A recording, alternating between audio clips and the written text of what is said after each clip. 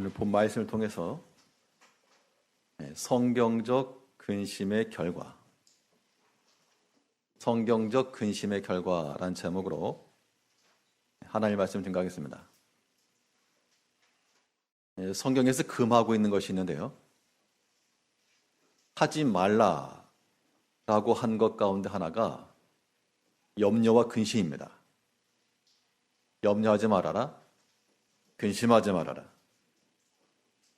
하나님께서 성도들에게 염려와 근심하지 말 것을 말씀하셨는데, 그런데 성경적 근심이 무엇인가? 이 근심이라고 하는 말은 단지 일이 어렵게 되었다, 그런 의미만 아니고요.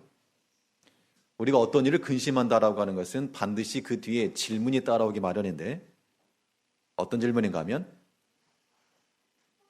우리 성도님들이 여러 가지 근심이 있다 그러면 그 근심된 것에 대해서 어떤 질문 하십니까? 어떻게 하지? 이런 질문 나와야죠. 어떻게 하지? 근심하는 그런 문제들이 있는데, 그게 물질적인 것이 되었건 어떤 관계가 되었건 뭐가 되었건 염려와 근심이 되는 일이 있으면 이거 어떻게 하지? 그 질문이 나오게 되어 있습니다. 성경적 근심이라고 하는 것도 우리가 당하는 여러 가지 일들이 염려가 되고 근심이 될 때 어떻게 하지? 라고 하는 그 질문에 대하여 성경적 답변이 있어야 된다. 그런 의미에서의 성경적 근심입니다. 그러면 이 성경적 근심의 과정과 결과, 성경 안에서 하나님의 뜻대로 생각과 또한 답을 찾고자 하는 자들에게서 어떠한 마음들이 발생되어야 될 것인가? 오늘 본 말씀을 통해서 살펴보도록 하겠습니다. 첫째로, 성경적 근심에 이른 성도들의 마음은 회개하는 마음에 이른다 그랬습니다. 어떻게 하지라고 하는 그 방법에 대해서 다른 방법 쓰려고 하지 말고 회개부터 해라. 회개하라고 하는 말보다 더 구체적인 말은 죄를 고백하라, 그런 말입니다. 그러니까 내 죄를 하나님 앞에 인정하고 고백해라. 그러면 그 결과로서 회개의 사함을 얻는다. 죄 사함을 받는다. 그런 얘기죠. 그러니까 하나님의 뜻대로 일을 이루고자 하는 사람들은 그 일에 있어서 무엇부터 하시라? 회개부터 하시라. 회개하는 마음이라고 하는 것은 먼저 자기 자신을 살피는 겁니다. 우리가 회개한다라고 할 때는 우리 자신의 마음속을 살펴서 그 마음에 들어있는 모든 죄악된 생각들, 또 우리가 행하는 그러한 악한 행동들, 그런 것들을 다 없애는 데 있습니다. 그래서 이 회개함에 이르게 되면 그것이 비록 우리 마음 가운데 근심이 될지라도 회개가 되는 그런 일들은 다 복된 거라 그랬습니다. 오늘 본문 7장 9절 말씀에서 내가 지금 기뻐함은 너희로 근심하게 한 까닭이 아니요 도리어 너희가 근심함으로 회개함에 이른 까닭이라. 근심함으로 회개함에 이른 까닭이라.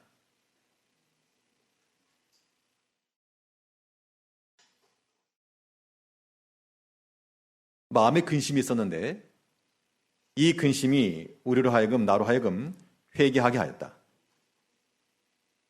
그러면 그건 잘된 겁니다. 우리가 하나 앞에서 길을 찾고 어떻게 할 것인가, 어떻게 해야 되지?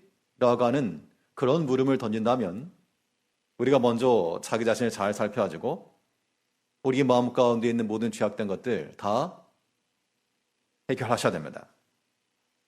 그러려면 최소한 우리가 스스로 생각하기를 우리가 어떤 죄를 지었다라고 하는 죄인이라고 하는 그런 죄의식이 있어야 됩니다. 죄책감이라고 하는 것과 죄의식은 좀 다른데요. 죄책감이라고 하는 것은 구원 얻은 성도들에게는 전혀 어울리지 않는 것입니다.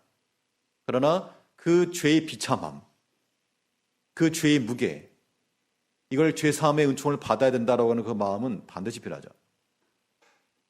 그러려면 우리가 일단 그런 죄악 가운데 놓여 있다라고 하는 것을 아셔야 되는데, 보통은 자기가 죄인이라고 하는 걸 인정하지 않습니다. 내가 죄인이라고 하는 걸 인정하지 않고 다 자기를 옳다라고 생각한다는 거죠. 자기가 옳기 때문에 회개할 것도 없는 거죠, 사실은. 이런 것 때문에 일본 사람들이 구원을 받기가 어렵다 그럽니다. 그래도 한국 사람들 같은 경우는 당신 죄인입니다 그러면 예 맞습니다, 죄인입니다. 뭐 그런 습성들이 조금 있지만 일본 사람들은 다 다른 사람의 폐를 끼치는 것을 싫어하기 때문에 죄인이라고 하려면 내가 왜 죄인이냐고 그렇게 나온다는 겁니다. 그런데 그런 습성들이 우리들에게 있어가지고 이렇게 신앙을 사다 보면 성도님들에 관한 이야기가 들릴 때 그죠? 직접적으로 들릴 때도 있고 또 간접적으로 들릴 때도 있는데 전체적으로 놓고 보면 다 비등비등합니다. 특별히 누가 옳고 그른 것도 없고 한쪽이 옳으면 한쪽이 좀 그른 면도 있고 또 한쪽이 옳으면 또 다른 면이 그른 면도 있고 근데 그런 것을 직접적으로 말씀하시는 분들 같은 경우는 대부분이 자기가 잘못이 없어요. 다른 사람 잘못이에요. 보통 사람은 다 그렇죠. 내가 잘못했다고 인정하지 않으니까. 다 문제의 원인을 보게 되면 저 사람의 잘못입니다. 다. 그렇기 때문에 뭐를 할 수 없다? 회개를 할 수가 없다. 내가 잘못 안 했는데 어떻게 회개합니까? 다른 사람 잘못이니 저 사람이 회개해야 되는 거죠. 그런데 그런 마음이라고 하는 것은 성경적 생각, 방법, 근심이 아닌 겁니다. 하나님께서는 우리의 무엇을 살핀다 그랬습니까? 사람의 심령을 감찰하신다. 그렇기 때문에 우리가 다 자기 행실이 옳아 보여도 이것이 하나님 앞에서는 옳지 않은 모습이 될 수 있다 그런 얘기입니다. 잠언 16장 2절 말씀에서 사람의 행위가 자기 보기에는 모두 깨끗하여도 여호와는 심령을 감찰하시느니라. 그러니까 자기 자신을 생각해 보면 잘못된 게 없습니다. 자기 입장을 말할 경우에도 자기는 다 옳아요. 그러니까 조금만 객관적으로 봐도 조금만 한 걸음 뒤에서 봐도 그렇게까지 말할 게 아닌데 다 자기가 옳고 자기는 잘못한 게 없고 다른 사람이 잘못되었고 우리가 이건 그런 마음 자체는 회개함에 이르지 않는 겁니다. 회개라고 하는 건 누구를 살핀다? 자기 자신을 살핀다. 자기 자신을 살핀다라고 하는 말은 저는 깨끗해요. 아무런 문제가 없어요. 그런 결론에 이르라는 것이 아니라 자기 자신의 그런 악함, 약함, 부족함 여기까지 봐야 한다는 겁니다. 그래야지 하나 앞에 우리가 엎드리는 거죠. 겉으로 드러나는 것으로는 잘못한 게 없어도 여호와는 그 심령을 감찰하신다. 우리 마음을 살피신다는 겁니다. 우리가 교회에 나와가지고 겉으로 어떤 악행을 저지른다거나 비난받을 만한 일을 하지 않으시겠죠. 그러나 우리 마음속에 있는 것이 다 드러난다 했을 때에는 그 문제가 달라지는 겁니다. 이제 우리가 하나 앞에서 우리 자기 자신을 살펴서 회개하는 마음을 가지고 그 회개하는 마음을 통해서부터 일이 이루어지는 겁니다. 하나님의 뜻대로 하는 생각, 하나님의 뜻대로 하는 근심, 이 모든 것들 우리 자신의 모든 소유를 살펴 악한 것들은 버리고 선한 것을 채우고자 하는 마음을 가져냅니다. 날마다 자기 자신을 살펴서 온갖 더러운 것과 악한 것에서부터 자유함을 받아야 됩니다. 자기 자신 살피지 아니하면 발전과 성장이 없는 겁니다. 항상 다른 사람이 눈이 보고 다른 사람이 일에 관심이 가고 정작 하나님께서는 네 앞가림이나 좀 잘해라. 다른 사람 못하는 거 그거 신경 쓰지 말고 너나 좀 잘해라. 예수님께서 베드로에게 말씀하시기를 내가 젊었을 때는 내 스스로 다녔거니와 이제 후로는 내가 원치 아니하는 것으로 그렇게 얘기를 하니까 베드로가 뒤를 돌아보더니 그럼 저 사람 어떻게 됩니까? 예수님의 품에서 특별히 사랑을 받던 요한을 향한 그럼 저 사람은요? 신경 꺼라. 너는 너의 갈 길을 가라. 우리가 하나 앞에서 또 우리 일주일 만에 또 예배당에 오셔서 예배 드리시는 분도 계실 텐데 이제 우리 자신을 살펴야 되면 우리 마음을 살피시고요. 우리의 지난 행적을 살피시고 그 살피라고 하는 것의 이유는 모든 더러운 것과 악한 것 찾아서 회개하시라고요. 자기 자신을 잘 살피고 회개하며 이르러야 됩니다. 근데 회개라고 하는 것이 참된 회개에 이르려면 자기 자신을 살피는 것으로만 거쳐서 안 됩니다. 자기 자신을 살피게 되면 자기가 죄진 거 알죠? 그래도 그냥 조용히 입 다물고 있으면 넘어가기 쉽기 때문에 우리가 참된 회개에 이른다라고 하는 것은 자기를 살핌과 동시에 우리는 우리를 보시는 하나님의 얼굴을 또한 살펴야 됩니다. 이것이 회개하는 마음이에요. 참된 회개라고 하는 것은 우리 자신의 죄악된 모습을 돌아보는 것뿐만 아니라 우리를 지켜보시는 그 하나님을 또한 살피는 것까지 이르러야 됩니다. 오늘 보면 10절을 보시게 되면 10절 말씀에서 하나님의 뜻대로 하는 근심은 후회할 것이 없는 구원에 이르게 하는 회개를 이루는 것이요 세상 근심은 사망을 이루는 것이니라. 하나님의 뜻대로 하는 근심이라고 하는 것은 구원에 이르게 하고 하나님의 뜻대로 하지 않는 근심, 세상 근심은 사망을 이룬다. 그러니까 하나님께서 우리에게 이루시고자 하시는 궁극적 목적이 구원인데 그 구원을 이루게 하기 위해서 회개케 하신다. 우리가 하나님께서 우리에게 이루시고자 하시는 그 구원, 우리를 깨끗게 하시려고 우리를 인도 가시는데 우리가 자꾸 더러운 것을 묻히고 다니면 어떡하는가 그런 얘기입니다.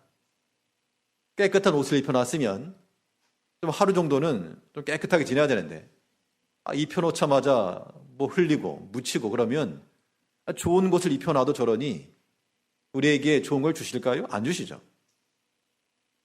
자녀들이 뭐 간수를 잘 못하면 좋은 걸 사주려고 그래도 좋은 거 해줘봐야 잊어버리고 잃어버리고 망가뜨리고 좋은 거 안 준다는 겁니다.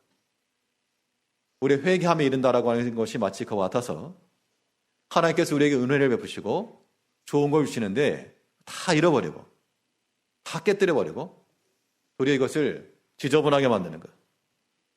그럼 그 하나님의 마음을 살펴야 한다는 겁니다. 그 하나님의 마음에 이를 때에 우리가 회개함에 이르게 된다. 자, 그럼 여기서 이제 중요한 질문 하나 드릴게요. 누구나 다 답변할 수 있는 질문입니다. 그럼 우리가 왜 회개를 해야 될까? 왜 회개를 해야 될까요? 회개를 해라 그러는데 왜 회개를 해야 되는가? 이 질문에 답을 할 수 없으면 회개 안 합니다. 할 수가 없죠. 안 해도 되죠. 근데 왜 회개를 해야 되는지 그 결과 명확하면 우리는 회개를 하지 아니할 수가 없다. 자, 그럼 이제 어차피 답변 안 하실 거니까 속으로 답변하시기 바랍니다. 왜 회개를 해야 됩니까? 죄는 지으시죠? 안 지신 분도 그냥 진다고 하시고요. 죄를 아마 지실 겁니다. 마음속으로라도. 그러면 그런 죄악된 행실들에 대해서 왜 회개를 해야 되는가? 답변들 하셨습니까? 왜 회개를 해야 되는지? 내가 왜 회개를 해야 되지? 조금 망설이게 있으면 곤란하죠. 그러면 회개 안 합니다. 100%. 내가 아무리 죄악된 행실을 했어도 내가 회개를 왜 해야 되지? 답이 명확하지 않으면 회개 안 합니다. 우리가 회개를 해야 될 이유는 우리가 누구나 할 수 있는 답변이죠. 하나님이 두려우니까. 하나님이 두렵기 때문에요 라고 말할 수 있으면 그 사람들은 죄 앞에서 하나님 앞에 엎드리게 되어 있습니다. 그런데 죄를 져도 별거 없던데? 예전에 주의를 범하면 안 된다. 철저하게 주의를 지키셨을 겁니다. 그런데 예배 한번 빠져볼까?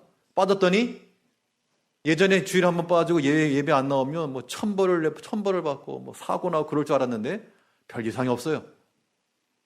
예배 안 와도 이상이 없다는 전혀. 주초 문제.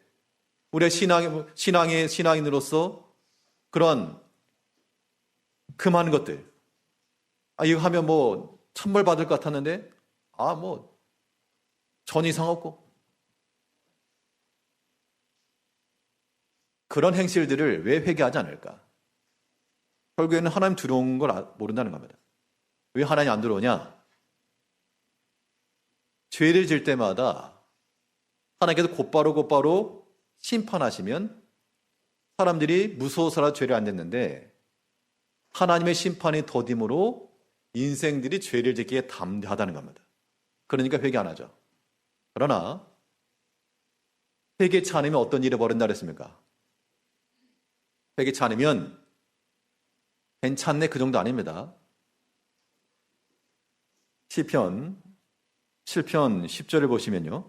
7편 12절입니다. 시편 7편 12절에서 사람이 회개치 아니하면 저가 그 칼을 가르시며 그 활을 이미 당겨 예비하셨도다. 사람이 회개치 않으면 하나님께서 칼을 가르신답니다. 쓱쓱 싹싹. 그럼 죄를 짓는 그 순간에 칼이 날아오는 건 아닌데 칼이 예비가 되었다. 그 예비된 칼이 누구를 향한다? 범죄하고 담대한 자들, 회개치 않은 자들을 향해서 그 준비된 칼이 겨눠질 것이며 사람이 회개치 않으면 그 활을 이미 당겨 예비하셨도다. 아직 발사 안 됐습니다. 아직 날아가지 않았으나 하나님께서 슈팅하시는 순간 날아 꽂힌다는 겁니다. 그렇기 때문에 하나님 앞에서 죄를 범죄하고 회개치 아니한 자들, 하나님을 두려워하는 자들은 회개하지 않을 수 없다는 거예요. 안 두려우십니까? 칼이 지금 갈려 있다는데 쓱쓱 싹싹 날카롭게 활이 당겨져서 지금 우리를 정조준하고 있다는데 안 두려우신가요? 여기까지 안 두려울 수 있습니다. 나 한번 해볼랍니다. 한번 맞서볼랍니다. 그런데요, 하나님의 이 칼과 활이 나에게 오면 내가 어떻게 한번 쇼부를 쳐보겠는데 나에게 안 온다는 얘기죠. 누구에게 오는가? 내가 가장 아끼고 내가 가장 사랑하는 그러한 자녀들에게나 그러한 가족들에게나 그렇게 옵니다. 그럴 때는 꼬꾸라지는 겁니다. 그때 가서 꼬꾸라지는 거예요. 사람은 참 어리석어가지고 하나님 앞에서 우리가 회개할 기회가 있음에도 불구하고 회개하지 않고 버티다가 버티다가 그 당겨진 활이 날아가서 우리 자녀들에 꽂히거나 그러면 애간장 높죠. 우리가 다 그런 경험도 있기 마련입니다. 내가 아무리 지키려고 해도 하나님께서 지켜주지 않으면 끝입니다. 끝. 그러니까 하나님 두려워하는 거죠. 특별히 제일교회 성도님들 다 자녀를 사랑하시잖아요. 자녀를 사랑하는 마음이 열심히 특심이신데 아무리 애쓰고 그렇게 애지중지해봐야 하나님이 지켜주지 않으면 끝이라고요. 이걸 인정하지 않으시면요, 이거 이제 간접 경험으로 빨리 깨달으면 다행이고 한번 직접 경험해 보겠습니다. 그건 굉장히 큰 아픔이죠. 우리의 경험상, 지나온 경험상 내가 아무리 지키려고 하고 어디로 하고 해도 하나님께서 지켜주지 않으시면 이게 넘어진다. 근데 하나님께서 참 신기하게도 내가 죄를 졌는데 내 주위에서 자꾸 일이 벌어지고 내 사랑하는 사람들로부터 안타까운 소식을 듣게 되고 그런 경우가 많다. 100%라고 말할 수 없지만요, 그렇게 일이 된다는 겁니다. 그럴 때는 어떤 마음이 드는가? 소름 끼치는 것.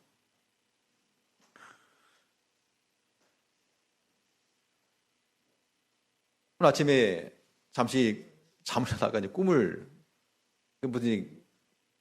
얘기, 그런 꿈 얘기는 아니고요. 어떤 문제를 놓고 생각을 하고 있었는데, 잠시 꿈에, 저도 이제 부모니까 저도 아이들 사랑하지 않겠습니까? 막내 갑자기 집에서 창문 밖으로 뛰어내더라고요. 깜짝 놀랐겠습니까? 깜짝 놀라가지고. 소름이 끼치더라고요, 소름이. 내가 분명히 내가 창문 밖으로 뛰어내릴 걸 누가 생각했겠습니까? 내가 아끼는 자요? 또 내가 얼마 지킬 수 있고 내 품에 있으면 안전하다고 생각했는데 뛰어내리니 저도 이제 죽진 않았습니다. 그냥 죽진 않았는데 이거 뭔가를 내가 지키려 하고 내가 얻으려 하고 이거 아니구나. 이거 하나님 두려운 줄 알아야 되겠다. 하나님의 은혜를 지금까지 살아왔고 또 하나님 지켰으니까 그나마 있는 거지. 이거 안 되겠구나. 정신 단디 차려야 되겠다. 회개함에 이른다라고 하는 것이 마치 같은 겁니다. 하나님께 지켜주지 않으면요, 지금 평안하다고 생각하던 것들, 당연하고 생각하던 것들, 우리 찬송 잘 부르잖아요. 그것이 행복이어서 그런 거. 당연한 게 아니라면서요. 큰 은혜라고 하는 겁니다. 그런데 회개하지 않는 백성들은 그 당연하다고 생각하는 큰 은총과 그 복을 하나님께 잠시 거둬가신다는 겁니다. 두렵죠. 사람 회개치 아니하면 저가 그 칼을 가르치며 활을 이미 당기어 예비하셨도다. 그 준비된 화살이 우리 가운데 날아와 꽂혀야지만 그때 엎드리는 어리석은 자가 되지 마시고 지금 당장 회개하셔야 됩니다. 마음속에 있는 그런 죄악된 것들, 악한 행실들, 그거 계속 가지고 있으면요. 그리고 뭐 소식이 들릴 때 있습니다. 성도님들에 관한 이야기들이 들릴 때 있지만 그런 것들이 사람 생각을 해봐도 목회자 입장에서 성도들의 신앙이 잘 되길 바라는 그런 입장에서 생각을 해봐도 그러면 안 될 텐데 라는 생각이 들 때가 있어요. 생각만 그렇게 하는 거죠. 쫓아다니면서 어떻게 할 수 없으니까요. 근데 우리 심정을 살피신 하나님께서 모르실 리가 없죠. 어떻게 눈 가리고 아웅하겠습니까? 하나님 다 아신다는 얘기죠. 그런데 우리가 하나님의 심판이 아직 오지 않으니까 칼 아직 안 왔다는 얘기예요. 저 칼 설마 나에게 오겠어? 저 화살이 정말 나에게 올까? 아직 안 오니까 이 인생들이 죄를 져도 담대하고요. 절대 회개하지도 않고 하나님 앞에 엎드리지도 않고 꼬꾸라지도 않고 애통하지도 않고 하나님의 뜻대로 하는 근심이라고 하는 것은 우리 자신의 모든 죄악된 행실들 그거 다 버리는 겁니다. 하나님을 살피는 거예요. 회개치 않는 자들에게는 하나님께서 칼을 가시고 활을 예비하셨다. 그것이 나에게 오는 것뿐만 아니라 내 사랑하는 자들에게 간다. 그것 때문에 그것이 무서워서라도 두려워서라도 우리가 죄를 멀리하는 겁니다. 예전에 어떤 후배 하나가 그런 말 한 적이 있습니다. 대학생 때 이것저것 하지 말라는 게 하도 많으니까 아예 한 번은 그냥 눈 딱 감고 하지 말라는 거 다 했답니다.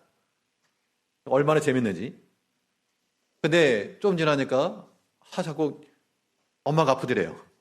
자기 사랑하는 엄마가 아프더랍니다. 그래서 내가 그것 때문에 무서워서라도 다 두 번 다시 그런 거 안 한다고. 그러니까 죄를 우리가 멀리하는 방법 가운데 하나가 그런 게 있어요. 우리가 신앙적으로 거룩하고 깨끗하고 정결하고 믿음이 좋아서만 아니라 하나님 두려워서라도 죄를 멀리하는 거 좋은 신앙입니다. 그런 마음 가져야죠. 우리가 성경적으로 근심을 한다. 왜 근심을 합니까? 하나님 두렵기 때문에 그런 마음을 가지고 이 죄악된 것들을 근심해야죠.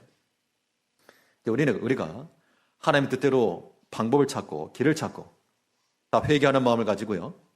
우리 자신에게 있는 모든 죄악된 것들 다 버리시고 우리의 살피시는 하나님의 마음이 분노가 올라오지 아니하도록 우리를 향하여 칼을 가지시고 활을 당겨 예비하시는 그 진노의 하나님을 만나지 아니하도록 우리가 하나님 앞에 엎드려 회개하고 하나님 앞에 죄를 고백하며 그 빛 대신 하나님 앞에 나가기를 힘쓰는 성도님들이 되셔야 되겠습니다.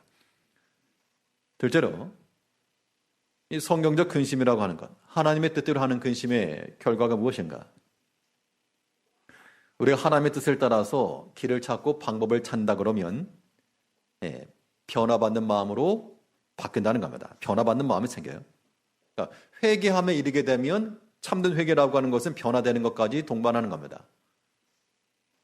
그럼 무엇으로 변화될 것인가? 말만 변화가 아니라 그럼 어떤 상태로의 변화인가라고 하는 것인데요. 우리가 받아야 될 변화라고 하는 것은 거룩함으로의 변화죠. 거룩함으로의 변화, 구별됨으로의 변화가 우리 가운데 있어야 된다. 보면 11절 말씀에서 너희가 저 일에 대하여 1절 너희 자신의 깨끗함을 나타내었느니라. 이 고린도 교회에 어떤 문제가 있었습니다. 특별히 악행을 한 어떠한 사람이 있었는데 바울이 그 일에 대해서 지금 지적을 한 것이죠. 이에 대해서 고린도 교회 성도들이 거기에 동조하지 않고 그 일에 대해서 1절 깨끗함을 나타내었다. 즉 그 악한 행실을 물리치고 이 구별됨과 거룩함으로 입었다. 그 이야기를 하고 있습니다. 이 거룩함이라고 하는 것은 항상 들은 말이지만 어떤 종교적인 용어가 아니고요. 이 거룩함이라고 하는 건 뭐라 그랬습니까? 거룩이라고 하는 구별되었다 그러니 구별되었다. 그러니까 하나님을 위해서 구별해 놨다. 이게 거룩한 겁니다. 그래서 거룩한 삶을 산다라고 하는 것은 아주 중점의 몫을 내면서 그러한 종교적 행위를 하는 것이 아니라 하나님 앞에 떼어놓는 삶. 그게 거룩한 삶이죠. 하나님 앞에 예배하기 위해서 떼어놓는 시간, 거룩한 시간이죠. 기도하기 위해서 떼어놓는 시간, 거룩한 시간입니다. 주를 위해서 봉사하기 떼어놓는 시간, 거룩한 시간들이죠. 그래서 주를 위해서 예배하지도 않아, 기도하지도 않아, 봉사하지도 않아, 그건 거룩한 삶이 아닌 겁니다. 주를 위해서 우리가 구별한다, 그런 의미가 중요한 거죠. 하나님께서 그 마음을 받으시는 겁니다. 예전에는 강대상 이런 앞에 단, 여기 특별한 신성시하는 그런 경향도 없지 않았으나 사실 아무것도 안 합니다. 강대상 그냥 나무고요. 아무것도 안 했지만 하나님 앞에 예비하는 그런 성물로 구별했다. 그런 마음을 가지고 귀하게 여기면 그건 복된 겁니다. 여기 특별한 게 있는 게 아닙니다. 예배도 마찬가지죠. 이 예배 시간이라고 하는 것도 하나님 앞에 드려지는 특별한 시간이다. 하나님 앞에 드려지는 거기 때문에 우리를 제한한다. 그런 마음으로 행하는 것들이 아름다운 겁니다. 그 잔소리 같아가지고 이런 말씀 참 드리기 싫지만, 최근 또 몇 주 동안 말씀을 안 드렸더니 예배 드리기 전에 웅성웅성 예배 전에 음악 소리가 분명히 들리는데 그 음악 소리를 뚫고 여기까지 이야기 소리가 들린다는 것은 앉아 계시면서 얼마나 이야기를 하시는 겁니까? 이거는 이상한 거예요. 제일교회 성도님들은 항상 그래왔으니까 이상하지 않을지 몰라도 새로운 교인들 오거나 그러면 이상한 겁니다. 교회가 예배 전에 시끄러워. 굉장히 이상한 거예요. 예배 전에 이것도 마찬가지로 구별해 드리는 겁니다. 구별해 드리는 거. 개인적 이야기는 밖에 가서 하시고, 예배 전에 그 짧은 시간 동안 기도하면서 하나님 앞에 오늘 은혜 받기 위해서 기도하시고, 본문 말씀이 이미 주보에 기록됐으니까 미리 한번 살펴보시고, 또 지난주에 어떤 말씀이었는가 또 주보에 기록해놔서 한번 살펴보시고, 묵상하면서 하나님 앞에 말씀을 듣고자 하는 준비하는 마음으로 임하셔야지. 그러지 않고 그냥 시간 되니까 한다. 또 로비에 앉아 계시다가 시간 맞춰서 올라오지 마시고 미리 올라오셔가지고 일주일 동안 가운데 하루 우리 주일 와가지고 예배 드리는데 참 우리가 하나님 앞에 내가 드릴 수 있는 시간, 내가 개인적으로 구별해 드린다는 시간, 그런 거 아니겠어요? 예배 전에 와서 내가 얼마만큼 확보하는가. 이 시간이 우리 함께 하는 거지만 그 예배 전에 와서 내가 하나님 앞에 엎드려 기도하고 준비하는 거, 그건 개인의 준비 시간이거든요. 내가 그만큼 구별해 드린다는 겁니다. 그런 의미에서 예배 드리기 전에도 우리가 정숙하시고요. 하나 앞에서 묵상하시면서 기도하시면서 그러면서 준비하는, 그게 아름답다는 겁니다. 근데 그렇지 않고 왜 거룩함으로 구별되지 못하면요, 하나 앞에 떼어드리는 것이 없다라고 하는 것은 결국에 다 사람이 자기 욕심 때문에 그렇습니다. 자기 하고 싶은 대로 하는 거죠, 사실은. 세상 근심이라고 하는 게 무엇입니까?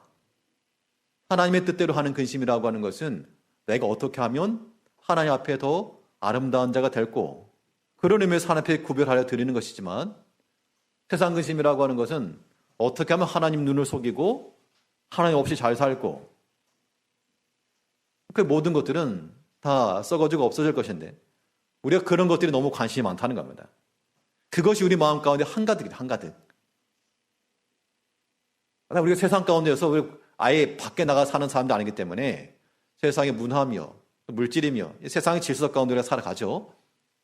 그래도 거기 완전히 파묻혀 사는 게 아니라 또 우리가 하나 앞에 구별되어 드리는 것이 필요한 겁니다.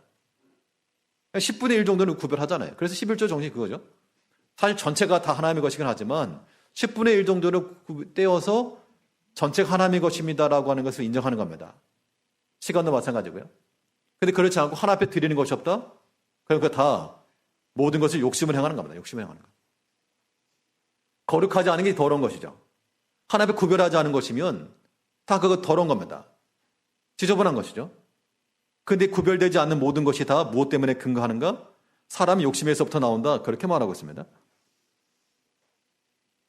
우리가 하나 앞에서 우리의 모든 죄악된 것들, 이것들 다 버려야 됩니다. 에베소 4장 19절 말씀에서는 저희가 감각 없는 자가 되어 자신을 방탕에 방임하여 모든 더러운 것을 욕심을 행하되, 더럽다라고 하는 것은 거룩하지 않다, 그 얘기입니다. 하나 앞에 구별하여 드리지 않기 때문에 그 자체가 세속적인 것이요, 죄악된 것이요, 더러운 것이라. 그런데 그것을 다 욕심으로 행한다라고 말했습니다. 우리 하나 앞에서 변화받은 마음을 가지고 이 거룩함으로 하나 앞에 구별됨으로의 변화가 일어나야 되는데 사람이 마음속에 감각도 없고 감각이 없다는 게 무엇입니까? 죄를 져도 무단한 거야. 별일 없네. 죄를 져도 뭐 괜찮네. 하나 앞에 애통함도 없고요. 회개함도 없고요. 또 하나님의 일에 나아가지 않더라도 충분히 살아가는 게다 감각이 없는 겁니다. 하나님께서 우리에게 사인을 보내시고 그럼 위험하다 메시지를 보내심에도 불구하고 감각이 없는 자가 되어서 모른다는 겁니다. 그런 자들에게 하나님의 가르친 칼이 나가고 하나님의 당겨 예비해 놓으신 화살이 들어가는 겁니다.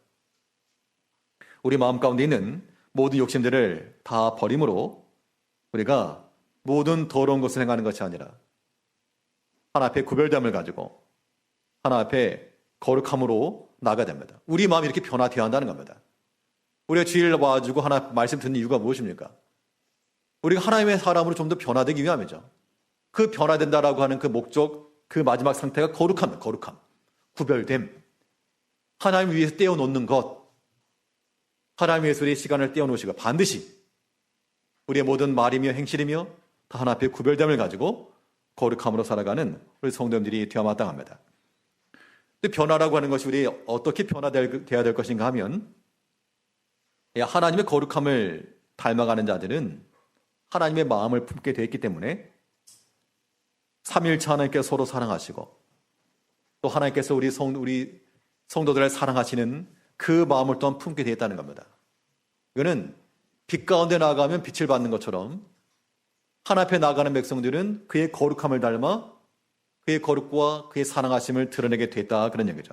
그러므로 우리가 하나님의 뜻을 따라 생각하고 하나님의 뜻을 따라 방법을 찾고 변화되고자 할 때는 사랑으로의 변화가 필요한 겁니다.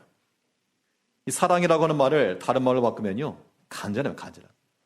그래서 오늘 본문 11절 말씀에서는 보라 하나님의 뜻대로 한 이 근심이 너희로 얼마나 간절하게 하며 얼마나 변명하게 하며 얼마나 사모하게 하며 얼마나 열심히 있게 하며 하나님의 뜻대로 하게 한 근심이 얼마나 간절하게 하는가. 간절하다라고 한 말이요 사랑하다는 그런 뜻입니다. 사랑하는 사람들에게서 들려놓은 소식이 아픈 마음이면 우리 마음도 같이 아픕니다. 더욱더 간절해지죠. 남 얘기 들으면 그런가 보다 하겠지만 그게 내 얘기예요. 그거는 굉장히 아픈 겁니다. 지금 우크라이나에 전쟁이 일어나고 있죠. 근데 우리는 남의 땅에 일어난 전쟁이기 때문에 그런가 보다 그렇게만 생각한다고요. 근데 만약 그 땅에 만약 내 형제 하나 가서 살고 있다. 그럼 날마다 뉴스 살펴실 거고 관심은 항상 가게 될 겁니다. 우리가 하나님의 뜻 안에서 우리가 변화될 마음이 바로 이겁니다. 하나님의 마음을 가지고 간절함을 가지고 교회를 생각할 때도 마찬가지입니다. 교회를 생각할 때 우크라이나 전쟁처럼 생각하시게 되면 그런가 보다. 그러시면 안 되고요. 교회 일이 나의 일처럼 여기셔야 돼요. 교회 일을 한다 그러면 뒤로 빼려고 하지 마시고 무슨 손님으로 오는 게 아니니까 당연히 하나님의 교회 내에 내가 맡은 바 그 믿음의 일들 하나님께서 우리에게 맡기신 그 믿음의 역할들 잘 감당하셔야 됩니다. 내가 들어갈 자리가 없다. 들어갈 자리가 없는 게 아니고요. 있어요. 할 게 많습니다. 찾아야죠. 누가 억지를 시키게 되면 그 억지가 되는데 찾아서. 교회 봉사도 찾아서 하시고요. 교회 봉사라고 하는 것도 얼마나 많습니까? 하려고 하면 많죠. 근데 그런 마음이 없으면요. 저기 쓰레기가 떨어져 있네? 왜 안 줍지? 누가 주세요, 누가? 목사님이요. 그럼 제가 주셔야죠, 제가. 그런데 제가 하면 되죠. 근데 성도님들이 그런 건 부끄러운 겁니다. 성도님이 수치예요. 제가 빗자루 들고 쓸 수 있습니다, 당연히. 그러면 이 직분자들이 이건 수치인 겁니다. 부끄러운 거예요. 그렇지 않은데요. 그렇게 생각하면 그건 그 마음이 잘못된 거고 못해서가 아니라요. 각각 이런 생각이 들 때가 있습니다. 예전에 일본에 있을 때는 아무도 없으니까 제가 다 했죠, 당연히. 화장실 청소요? 다 제가 하죠, 당연히. 본당 청소요? 제가 하죠. 다 합니다. 사람 없으니까 제가 했죠, 당연히. 교회 이제 예배에 올라오면서 성도들 눈에도 보이겠지만 제 눈에도 보입니다. 그러면 그걸 누가 하지? 제가 해야죠. 그런데 우리 성도님들, 직분자들, 집사님들, 교회에 그런 집사로 세운 이유가 무엇입니까? 하나님의 교회를 위해서 봉사하는 겁니다. 봉사하는 거죠. 그러니까는 참 그래요. 우리가 주의 일을 행함에 있어서 사랑의 마음을 가지고 행하면 누구라도 나서서 기쁜 마음을 행할 수가 있고요. 그렇지 않으면 시시콜콜 다 따지는 거예요. 따지는 거. 누가 복받을 것인가? 하나님께서 어떠한 자에게 은혜를 베푸실까? 오늘날의 교회의 제도 가운데 장로며 권사의 제도가 있지만요. 성경에서는 큰 상을 약속한 직분이 하나 있는데 집사의 직분을 잘 감당하면 보겠다. 물론 여기 집사라고 하는 말 속에는 그 당시 교회 장로나 우리가 오늘날 말하는 권사님들 다 포함되는 겁니다. 이 집사의 직분을 잘 감당하는 자들에게는 큰 상이 있다. 하나님의 교회를 돌아보시고요. 당연히 총수할 사람은 없답니다. 교회 총수할 사람은 어때요? 생각해 보십시오. 눈을 들어서 전후 좌를 살펴보십시오, 지금. 사람이 없는 게 투명 인간이 아닌데 사람이 없답니다. 사람이 없어요. 봉사할 사람이 없답니다. 일할 사람이 없답니다. 물론 이제 그 말의 의미를 다 알고 또 우리가 이제 주중에 힘드시고 주일에 와가지고 예배 드리고 위로받고 가고 싶으시죠. 그러나 하나님의 교회를 세운다라고 하는 것, 우리는 교양 있게 와가지고 손수건 입을 닦아가면서 그렇게 앉아있다 가는 것, 그거 교회 아닙니다. 극장 아니잖아요. 주를 위해서 헌신하는 그 자리입니다. 여섯 동 힘써 일하고 안식한다라고 하는 것, 내가 주 안에서 안식이죠. 근데 이런 말이 참 어려운 게 뭐냐면 오해하실까봐. 오해하라고 드린 말씀이 아니라 그 마음에 주를 위한 자원하는 마음을 가지시고요. 정말 제가 직접 나서가지고 막 성도님들 계시는데 빗자 들고 쓸고 그러면 그 부끄러움을 어떻게 감당하시려고 그럽니까? 괜찮이 가십시오. 저는 충분히 할 용의가 있습니다. 혼자 올라오다 보면 그 짧은 몇 개의 계단 속에도 보면 그 머리카락, 그런 휴지들, 우리는 상관없죠. 근데 만일 처음 교회를 방문한 부분이 있다 하면서 쳐봅시다. 우리가 토요일마다 전도하잖아요. 누구 새로운 사람 오라는 거 아닙니까? 그래서 그런 첫인상, 교회가 주일인데 준비가 안 된 같은 그런 모습들, 우리 개인적 공간이라고 하는 것은 어쩔 수 없죠. 개인적 공간은 좀 나중에 치워도 상관없지만 공개된 자리죠. 공개된 자리들. 그런 데 대해서 우리가 서로 마음을 합치시고, 다들 어렵죠, 사실은. 서로 미루지 마시고 서로 같이 하시자는 얘기죠. 그런 마음을 가지고 하나님의 교회에 대해서도 이 교회의 직분을 감당함에 있어서도 간절한 마음을 가지시고요. 사랑의 마음을 가지고 사모하는 마음을 가지고 그런 마음을 행하는 자들을 하나님께서 기뻐하신다. 다들 손님으로만 계시지 마십시오. 그거 정말 아닙니다. 그거. 오랫동안 신앙생활 했음에도 불구하고 여전히 어린 초보의 수준에 머물겠다. 모두가 다 똑같은 그런 믿음의 수준을 가질 수는 없으나 우리가 신앙의 연재가 오래된 것만큼 더 주를 위해서 충성하는 그런 마음들 가셔야 됩니다. 더 수고하시자고요. 지금까지 해오신 것만큼 못했다는 게 아닙니다. 다들 잘 감당하고 계시고 정말 수고들 많이 하고 계시는 건 다 알지만 우리가 좀 더 이런 마음을 가지고 더 사랑하는 마음을 가지고 간절한 마음을 가지고 혹여라도 다른 사람이 하지 않더라도 왜 나만 해야 되는가 그런 생각하지 마시고요. 즐거운 마음으로 하나님께서 베푸실 그 상과 은혜를 기억하죠. 회개 찾는 자들에게는 칼과 활이 준비되지만 주를 위하여서 충성하는 자들에게는 하나님의 은총이 예비됐음을 믿고 그 여호와 이레 되신 하나님, 그 하나님의 은혜를 기대하면서 충성해 나가면 하나님께 반드시 그 성도들에게 은혜와 복을 내리실 겁니다. 이걸 믿고 주 신앙생활 하는 것이죠. 이런 마음을 가지고 우리 여러 가지 마음의 위로를 받으시고요. 다 하나님 뜻대로 성경대로 생각하시고 방법을 찾아가는 우리 성도님들 되시길 바라겠습니다. 기도하겠습니다.